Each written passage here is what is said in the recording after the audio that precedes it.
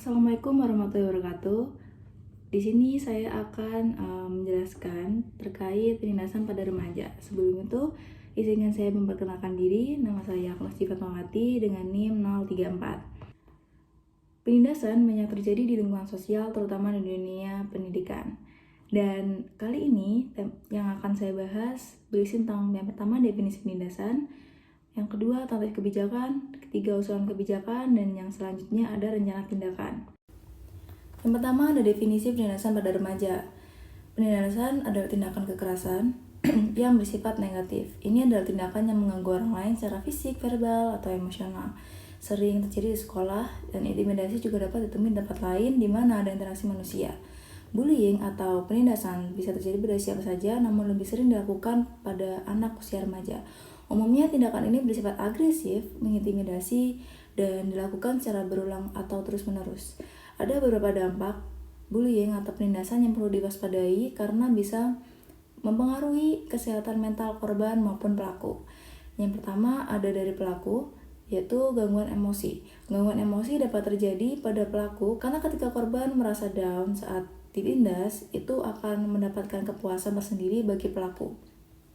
Dan jika korban tidak menunjukkan bahwa dirinya merasa terpuruk saat ditindas, maka pelaku akan merasa kesal dan ia bisa saja mengalami gangguan emosi. Yang kedua, ada beresiko menjadi pecandu alkohol dan obat-obat terlarang. Karena pelaku merasa bahwa dirinya memiliki kuasa dan tahta yang tinggi, maka ia akan seenaknya melakukan apapun yang ia mau. Contohnya menjadi pecandu alkohol atau obat-obat terlarang. Yang ketiga, sulit mendapatkan pekerjaan saat beranjak dewasa karena sifat, sikap, dan perilaku serta pengalaman masa lalunya yang menindas orang lain. Maka yang akan ditakutkan suatu perusahaan atau industri, ia akan menindas karyawan atau pekerja yang lainnya yang akan membuat mereka resign dari pekerjaan. Dan ada pun dampak dari korban. Yang pertama, memicu masalah mental. Dampak penindasan bagi korban yang paling sering terjadi adalah memicu kesehatan mental seperti gangguan cemas, depresi, hingga trauma.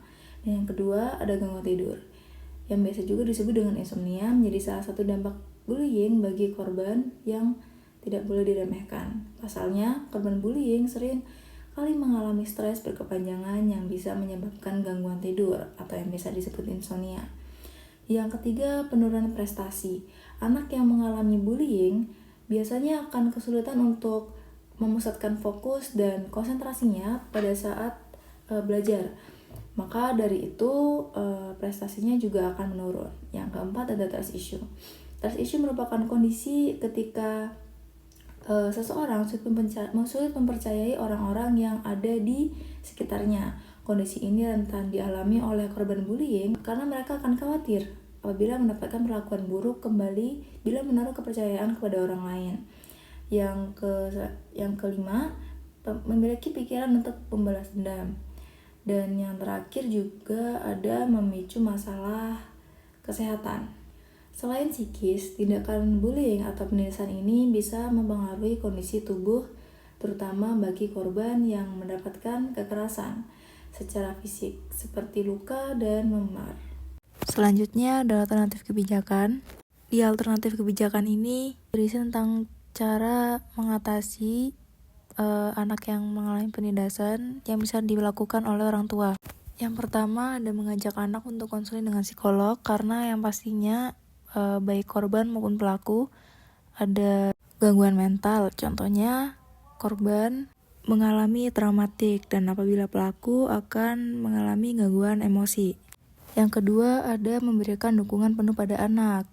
Karena ketika anak menjadi korban penindasan, maka akan merasakan down dan juga pastinya perlu dukungan penuh dari orang tuanya. Yang ketiga, ada mengajarkan anak agar mampu membela dirinya sendiri, agar tidak selalu merasa tertindas dan juga tidak selalu merasa terpuruk. Tapi bukan dengan cara balas dendam, tapi melawan dengan cara yang benar. Yang selanjutnya ada mendengar anak bercerita mengenai perasaannya. Jadi ketika anak menjadi korban atau mungkin pelaku, tapi lebih tepatnya korban, usahakan untuk membuat mereka nyaman dan bisa leluasa bercerita kepada orang tua agar mereka bisa mengeluarkan isi hati dan pikiran serta perasaannya agar tidak memendam banyak emosi. Yang selanjutnya ada mengingatkan anak bahwa balas dendam bukanlah solusi yang tepat. Dan yang terakhir ada mengajak anak untuk melakukan hal-hal yang disukainya. Contohnya melakukan hobinya seperti menggambar. Jadi ajak anak untuk menggambar atau melukis bersama. Dan yang contoh kedua yaitu seperti anak yang menyukai musik. Jadi ajak anak-anak untuk menyanyi bersama atau mendengarkan musik bersama. Yang selanjutnya ada usulan kebijakan. Yang pertama, menunjukkan prestasi. Yang harus dilakukan oleh para korban adalah tak ragu menunjukkan prestasinya, entah itu di sekolah maupun di lingkungan kerja. Lama-kelamaan si pelaku bullying atau penindasan ini akan mundur dengan sendirinya karena merasa korban tidak terkalahkan. Dan yang kedua, menjalin pertemanan dengan banyak orang. Cara mencegah penindasan adalah menjalin pertemanan dengan banyak orang dan pastikan bahwa pertemanan kalian ini sehat dan tidak suka melakukan penindasan. Ketika korban memiliki banyak teman, maka pelaku akan berpikir 2 kali untuk menindasnya. Yang ketiga, menemukan rasa percaya diri. Untuk mencegah sekaligus memberikan efek jera pada pelaku, bangun rasa percaya diri agar tidak terlihat minder atau takut kepada si pelaku. Pelaku bullying akan merasa malas menindas orang yang berani dan percaya diri. Yang selanjutnya ada tidak termancing untuk melawan. Cara mencegah bullying atau penindasan bisa dimulai dengan cara ini, itu dengan tetap bersikap dengan tenang dan sabar tanpa terpancing untuk melakukan perlawanan. Dan kelima, jadikan penindasan sebagai penyemangat untuk sukses. Untuk mencegah bullying yang menghancurkan dirimu sendiri atau diri kalian sendiri, sikapi dengan positif semua perundungan tersebut. Jadikan bullying sebagai sarana penyemangat agar kamu bisa meraih kesuksesanmu. Dan yang keenam, ada melaporkan kepada pihak berwenang. Perundungan adalah masalah yang cukup serius, apalagi jika pelakunya dibiarkan tanpa sanksi yang berat. Dan agar ditangani dengan profesional, maka kita perlu orang yang berwenang agar tidak salah menangani permasalahan ini. Lalu yang terakhir ada rencana tindakan. Tindakan yang akan dilakukan apabila mendapati anak yang melakukan penindasan pada remaja di lingkungan sekitar adalah dengan melaporkannya ke pihak yang berwajib yang terdekat. Salah satunya kalau misalkan di sekolah itu ke guru BK atau ke salah satu guru, atau kalau misalkan di perkuliahan bisa ke salah satu dosen agar bisa ditindaklanjuti lebih profesional lagi dan beri banyak kalimat positif pada korban agar bisa semangat kembali serta menegur korban dengan bahasa yang baik agar tidak mudah tersinggung. Selanjutnya ada kesimpulan. Jadi dari kesimpulan yang sudah saya jelaskan tadi mengenai penindasan pada remaja, yaitu karena penindasan ini adalah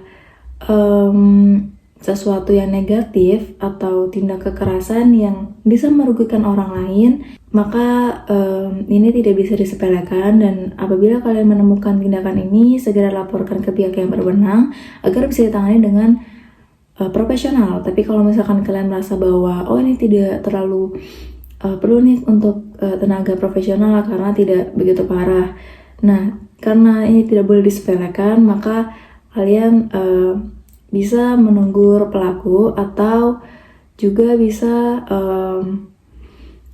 memberi banyak kalimat positif kepada korban biar tidak merasa terpuruk terlama-lama dan juga bisa melawan pelaku agar tidak menindasnya lagi. Sekian dari saya, terima kasih untuk perhatiannya dan mohon maaf apabila ada salah kata atau mungkin ada yang kurang nyaman dengan bahasa saya. Wassalamualaikum warahmatullahi wabarakatuh.